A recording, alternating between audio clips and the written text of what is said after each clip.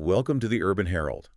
We're the team that digs into the big shifts shaping how we live. Yes. Everything from, economic policy to the philosophies that really frame our thinking. And today, we're doing something a bit special. We're taking a deep dive into one of our own pieces, one that really resonated, the 5 life-changing books everyone must read. Right. We chose these 5. Yeah. And they span, 2,000 years? From Roman emperors thinking about Stoicism to modern guides on finding meaning. Exactly. And the reason wasn't just, oh, these are great books. It's because they act like actual tools, instruments for changing how you think, how your mind works. Yeah, we're talking about reading that does more than just give you information. It can physically change how you see reality. Yeah. And, that changes your life. No question. Okay, let's unpack this then. If you, listening right now, are looking for maybe a shortcut isn't the right word, but a powerful path to being well-informed and really growing. Our goal today is to go way beyond just summarizing these books. We want to get into the nuts and bolts. How do these classics actually give you practical, usable tools for dealing with life right now? What's the actual mechanism behind this kind of transformation? Well, what's really fascinating, I think, is how we picked them. It wasn't just about literary merit alone. It was about utility. We actually think of these as, philosophical medicine. Philosophical medicine. I like that. Yeah. They work by getting at your deepest assumptions, the stuff you don't even know you assume about right and wrong, about suffering, about what your purpose is, and they challenge those assumptions systematically. So engaging with these books seriously.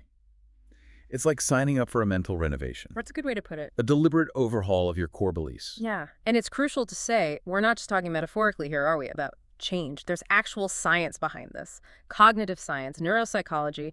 It backs up the idea that deep reading like this literally rewires your brain. Absolutely. It's not just a nice idea confronting really big, complex ideas, like digging into Orwell on power or Frankl on suffering. It's like intense mental exercise. Like lifting weights for the brain. Kind of, yeah. It forces your brain to build new connections, especially in the parts that handle emotional regulation, spotting patterns, understanding other people, theory of mind stuff. So wrestling with these tough ethical questions, these big existential themes, it actually reshapes your cognitive architecture. It does. And that means your emotional responses down the line, how you make complex decisions, they become fundamentally different. You literally become, a slightly different person through that sustained mental effort. And that need for a sort of complete toolkit for the mind. That's why we ended up with 5 different kinds of pathways, right? We didn't just pick 5 Stoic books or 5 self-help guides. Precisely. The framework was designed to cover the whole spectrum of human challenges. You need both the inner strength and the ability to navigate the outside world. Makes sense. So if you look at the structure, they build on each other.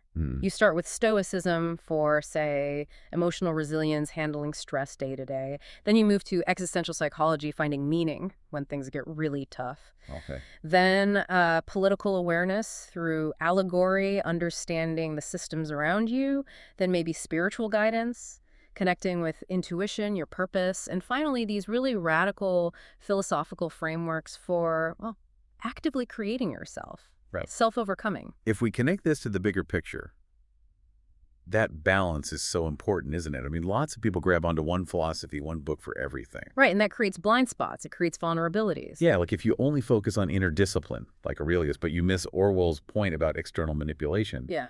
You could just become a very disciplined pawn in someone else's game. Exactly. Or the other way around, if you only critique society like Orwell, but you haven't built that inner core of meaning with Frankl, you just end up cynical and paralyzed. Yeah. So these 5, together, they're like a toolkit, designed to help you be resilient and critical and purposeful all at once. Okay, so let's dive in. Where better to start than building that inner fortress, especially when modern life feels, chaotic? Marcus Aurelius's Meditations. Yeah, and the context for Meditations is it's what makes it so incredibly potent. This was written, around 170, 180 AD? Yep. These were private notes, penned by a Roman emperor, one of the most powerful men alive, while he was literally leading armies on brutal campaigns, dealing with plagues, losing his wife. Incredible stress. And he never meant for it to be published. That authenticity is key, isn't it? A leader genuinely trying to be virtuous under maximum pressure. It's unparalleled, really. It makes it such a powerful resource. So it becomes this, definitive guide to finding inner stability when everything outside is nuts. And the power, it seems, comes down to one core Stoic idea. the dichotomy of control. That's the engine driving it. Yeah. This idea that most of our suffering comes because we waste energy trying to control things we just can't. External events, what other people think, natural disasters. And this is where you see that amazing link to modern therapy. It's so clear. Right. The cognitive behavioral therapy link, CBT. Exactly. People often call Stoicism the therapy of philosophy, and the core mechanism is almost identical to CBT. CBT teaches you that your distress doesn't come from events themselves.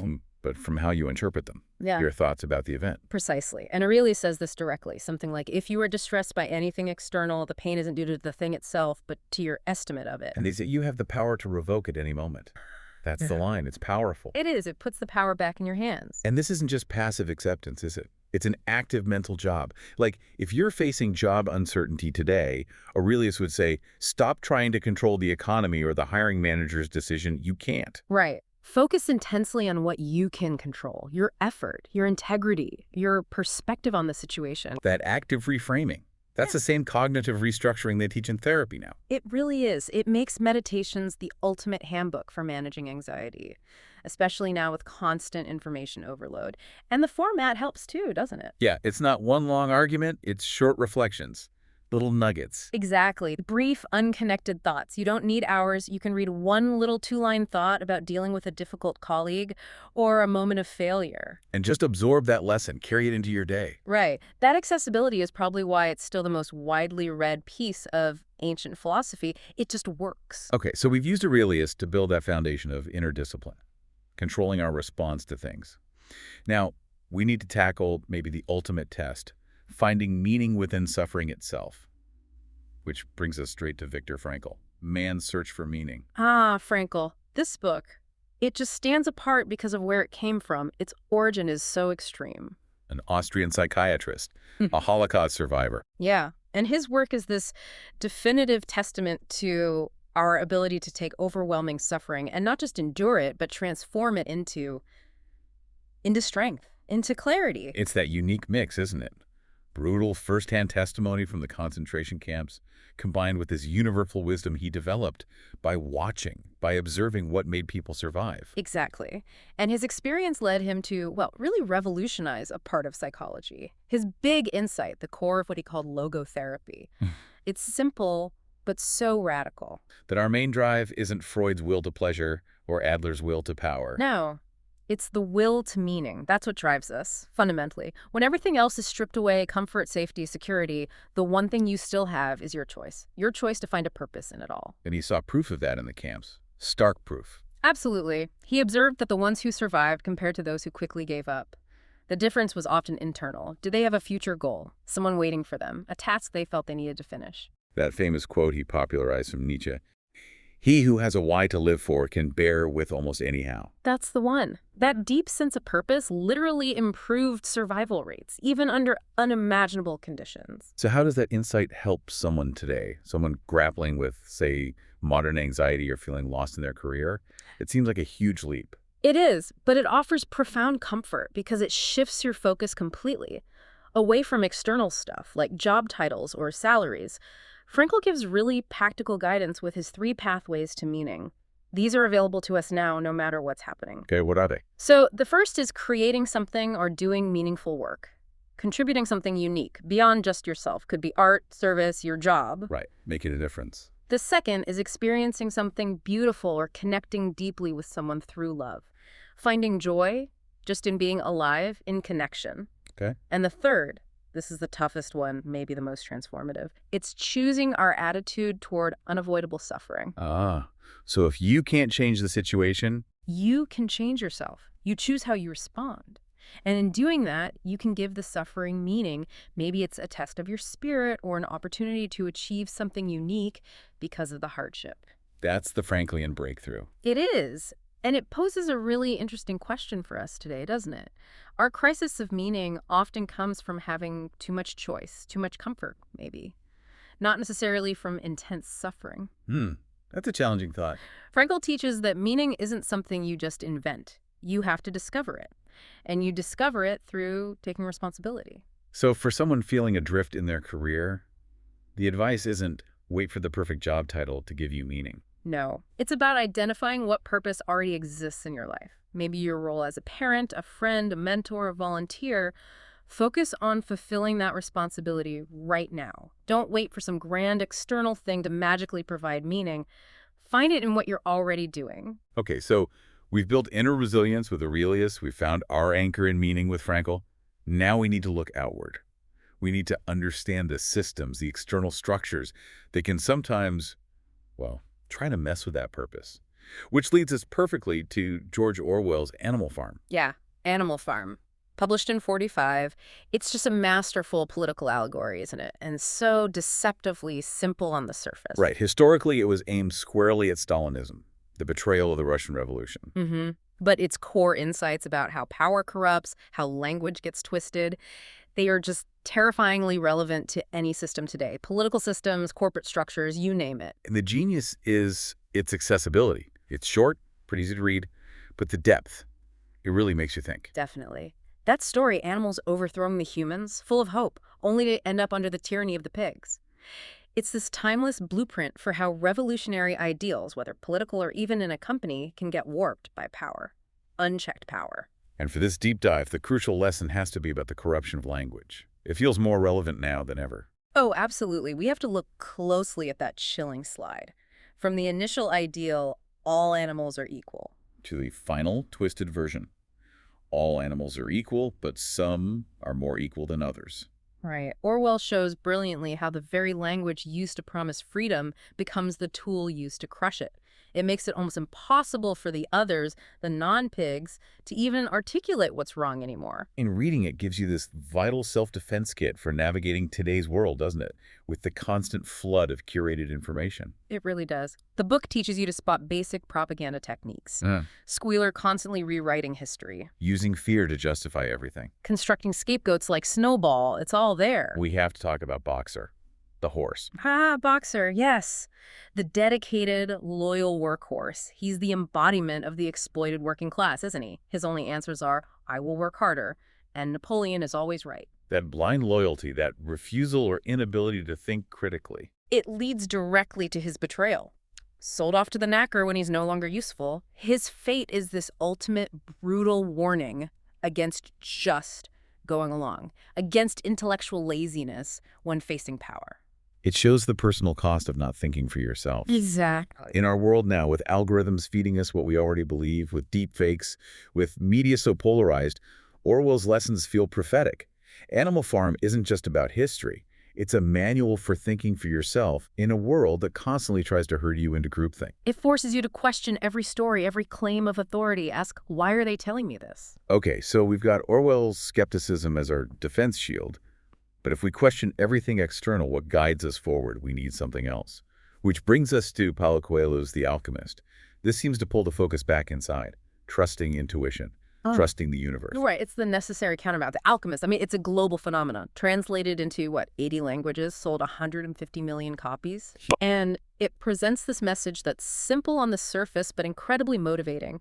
It's all built around this idea of the personal legend. Your life's true calling, your purpose. Exactly. And the core belief is that if you have the courage to chase that legend, the entire universe, people, events, signs, omens, as he calls them, will actually conspire to help you. It's a practical philosophy of intuition, then. Learning to read the signs. That's a good way to put it. Santiago, the shepherd boy, journeys to find treasure. And through his journey, Coelho shows how we're guided towards our destiny if we just pay attention. If we stay open to those subtle signals, those synchronicities. And it clearly works for people. It inspires massive life changes, people quitting jobs, moving countries, finally starting that creative project. It absolutely does. It gives people permission almost to trust that inner nudge. And crucially, it reframes failure. Failure isn't the end. It's just part of the learning process. The journey itself, the challenges you overcome, the wisdom you gain, that's just as valuable, maybe more valuable than reaching the final goal. Like the treasure isn't just the gold at the end. Right. The treasure is the transformation you undergo getting there. And the book also warns us about common ways we get stuck, right? Through characters Santiago meets. Yeah, those are important. You have the crystal merchant. He found security, a comfortable life, but he gave up on his dream, his personal legend, going to Mecca. He was too afraid of disappointment. So he traded joy for stability. A classic A trope. very common one. And then there's the Englishman. He's obsessed with learning about alchemy from books, but he won't actually engage with the world, with the process. He represents knowledge without experience, theory without action. Another way to get stuck. Okay, here's where it gets really interesting, thinking about how these books work together. How do we balance Orwell's deep skepticism, question everything, question authority, with Coelho's call to trust the universe, follow inner signs? Which, let's be honest, some people might dismiss as wishful thinking. Ah, that synthesis. That's where the real sophisticated reading comes in. It's not either. You need both. Orwell gives you the essential armor plating. He ensures that the inner voice you're listening to isn't just, social conditioning you've absorbed. Or manipulation from someone else. Exactly. Orwell helps you filter out the noise, the manipulation, but Coelho gives you the forward momentum, the courage you need to actually move once you've filtered. So the goal isn't to be like Boxer, blindly following orders, because Orwell warns us against that. But it's also not about just naively following every random sign that pops up, because that could be reckless. Precisely. It's about cultivating that critical awareness, first thanks to Orwell, to make sure the signal is real, that it aligns with your genuine values, the purpose Frankl helped you find. Then once you've done that critical check, Coelho gives you the nudge, the courage to trust that deeper intuition, that signal. right, it's about filtered intuition. Critical self-awareness has to come first. If a sign tells you to abandon all your responsibilities that Frankl highlighted as sources of meaning for some selfish whim, your Orwellian BS detector should be going off. Okay, makes sense. But if a genuine opportunity appears and it resonates deeply with your core purpose, your personal legend, then Coelho gives you the courage to take that leap, trusting that, yes, the universe often does respond when you commit authentically. Wow. Okay, so the final step. The peak of this climb. This requires, you say, maximum commitment. We're heading into the deep end of philosophical self-creation with Friedrich Nietzsche. Thus spoke Zarathustra. Yeah, this is the Everest of the list, no doubt. Published in parts 1883 to 1885, it's dense, it's poetic, aphoristic, allegorical, 300, 400 pages depending on the edition. It demands serious effort, really developed reading skills. But the payoff isn't just intellectual bragging rights. It's potentially reshaping your entire moral compass. Absolutely. It throws these huge paradigm-shifting ideas at you, ideas that really define the modern struggle for meaning. He announces the death of God. Meaning the collapse of traditional religion, traditional sources of certainty. Right. And because those old anchors are gone, humanity has to confront these ultimate concepts. Eternal recurrence and the Übermensch. The Overmen. Well, I have to clarify Übermensch. It gets misused so badly. Critically important, yes. It has nothing to do with race or genetics or superiority over others. Nothing. The Übermensch is Nietzsche's ideal of the individual who achieves complete self-mastery, who lives authentically, creates their own values, especially in the face of meaninglessness, of nihilism. So when the old values crumble, the Overman doesn't despair. No, the Overman courageously creates new values, higher values, based on affirming life, fully embracing life. Nietzsche uses that metaphor of the three metamorphoses, right? The camel, the lion, the child. Yes. The spirit first becomes a camel, taking on duty, tradition, heavy burdens. Then it must become a lion, destroying old values, saying no to external commands, asserting its freedom with a powerful I will. But the lion isn't the final stage. No. The final stage is the child. Innocent, playful, forgetful of the past, a creator, saying yes to life, creating new values from a place of affirmation. The Übermensch is that fully evolved spirit, the self-creating, self-mastered individual, like the child. So the core message is radical autonomy, Yeah. taking total responsibility. Exactly. Since the old rules, the inherited certainties are gone, you have to become your own value creator, your own moral legislator. You're accountable only to the values you forge. That's deeply uncomfortable for a lot of people, stepping outside the herd. It's incredibly challenging. It means questioning everything you've been taught. And to make this real, not just abstract, he gives us that thought experiment, eternal recurrence. Ah, yes, the ultimate test. Imagine a demon appears and tells you, this life you're living now, exactly as it is, every joy, every pain, every thought, you have to live it again and again. Infinitely. No changes, just repeat. Forever. The question Nietzsche poses is, would you collapse in despair and curse that demon? Or would you hail the demon as a god saying, I have never heard anything more divine. Wow. That's the ultimate moral filter. It forces you to evaluate every single moment, every choice, every compromise you make, as if you'd have to endure it eternally. So if you're making choices you couldn't bear to repeat forever. That's your signal, a practical, immediate signal that you're living inauthentically. It's direct guidance. Change your path. Live in a way you could affirm eternally. So the practical takeaway from Nietzsche is aggressively question everything you've inherited. Beliefs, social norms, anything holding you back. Yes. Especially when you feel boxed in by shoulds. You should want this career. You should live this way. Nietzsche empowers you to ask. Says who? Did I choose this value, or was it just given to me? And he teaches you to see challenges not as setbacks, but as necessary fuel for growth, for creating yourself. Okay, but it's still daunting. Any advice for someone wanting to tackle Zarathustra? Definitely don't treat it like a novel you read cover to cover quickly. Think of it as a conversation you'll have over years, maybe a lifetime. Use good translations. R.J. Hollingdale is often recommended. Good balance of readability and accuracy. Or Adrian Del Caro has excellent clarifying notes. And maybe use secondary sources, guides. For sure. Don't be afraid to use guides or commentaries to help unpack the dense parts. It's not a quick read. It's a deep, long-term engagement. So looking back at all five now, Aurelius, Frankl, Orwell, Coelho, Nietzsche, the way they connect is actually quite stunning, isn't it? It forms this whole framework. The synergy is really intentional and powerful. It's like a curriculum for psychological development, moving towards greater sophistication. Lay that progression out again. Okay, so you start with Aurelius' immediate tools for emotional regulation, managing your reactions day to day. That inner calm creates the space to face bigger things. Like finding your core purpose with Frankl, especially when things get tough. Right. Then, armed with that purpose, you use Orwell as a critical lens to see through the external noise, the systems, the misinformation trying to knock you off course. Got it. Then Coelho provides the courage, the intuitive nudge to actually move toward that purpose. Exactly. The encouragement to trust your gut, take the steps. And finally, Nietzsche gives you the ultimate toolkit for radically creating and owning the internal values you need to sustain that purposeful life, no matter what society throws at you. It really is a journey towards mastery. Like, you can't really get to Nietzsche's Übermensch, creating your own values, if you haven't done the Aurelius work of mastering your emotional reactions first. Precisely. Or Frankl's work Finding Meaning builds naturally on Aurelius's acceptance of what you can't control. They scaffold each other. But just reading them isn't enough for transformation, right? We need active strategies. Oh, absolutely. Passive consumption won't cut it. The change happens in the application, not just turning pages. Embodied wisdom. So what works? What are the best ways to engage actively? Don't just highlight. Get a journal, a dedicated reflection journal. Read a tough passage, maybe Squealer rewriting the commandments in Animal Farm, and then immediately write down, how does this specific manipulation tactic show up in the news I saw yesterday, or in that meeting I was in? Make it immediate. Connect it to your actual life. Yes, that immediate contextual link embeds the learning. Also, read slowly. Pause often. Think. Discuss the ideas if you can: book club, online forum, a friend.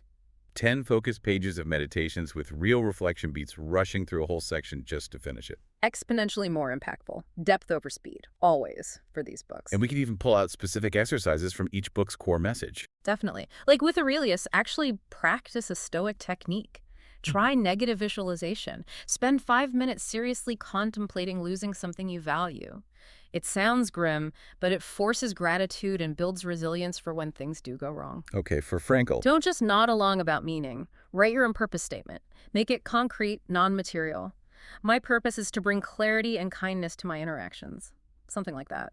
Then revisit it. Actively look for ways to live it out each week. For Orwell. Take a piece of current news, a political speech, an opinion article, and consciously look for the propaganda techniques he identifies. Naming them helps you diffuse their power. Fear-mongering, false authority, misrepresenting facts. Call it out, even just to yourself. Yeah. Journal about your personal legend, what is that deep calling, and then, crucially, take one small, non-scary step towards it. Every day. Just one tiny action. Cuts through that intellectual paralysis, the Englishman trap. And finally, Nietzsche. Practice questioning one inherited belief each week. Where did my belief about success come from? Or about family duty? Or money? Did I actually choose this belief, or was it just handed to me? That simple act of questioning is radically Nietzschean. So the long-term impact It's not like a lightning bolt moment. It's gradual. It's gradual and it's sustainable. People who really engage report noticeable changes over time. They handle stress better. They find themselves automatically using Aurelian thinking instead of spiraling into anxiety. Their ability to critically evaluate media, to see agendas, sharpens dramatically. Right. You actually start to think and behave differently. That's the real measure. Not how fast you read it, but are you different 6 months later? And what's fascinating is these books grow with you. A passage in Zarathustra you skimmed at 25 might suddenly hit you like a ton of bricks at 45 when life throws you a curveball. They keep revealing new layers. And the meta benefits. Things like being more comfortable with uncertainty, feeling more autonomous, needing less validation from others. That's the real ROI on this kind of deep reading. Huge return on investment. Yeah. So, to wrap up, these 5 books, Marcus Aurelius' Meditations, Viktor Frankl's Man's Search for Meaning, George Orwell's Animal Farm, Paulo Coelho's The Alchemist, and Friedrich Nietzsche's Thus Spoke Zarathustra. They aren't just great literature, they're practical tools, a system for flourishing, addressing suffering, purpose, freedom, growth. But it takes commitment, it takes patience, and honestly, it takes courage. Courage to face uncomfortable truths about yourself, about the world. But the reward, moving from just reacting to life to actively creating your own values, your own meaning, that justifies the effort, I think. Absolutely. And the main takeaway from the Urban Herald on this is just begin. Don't get stuck in analysis paralysis, deciding which one is perfect to start with or feeling intimidated. Pick one.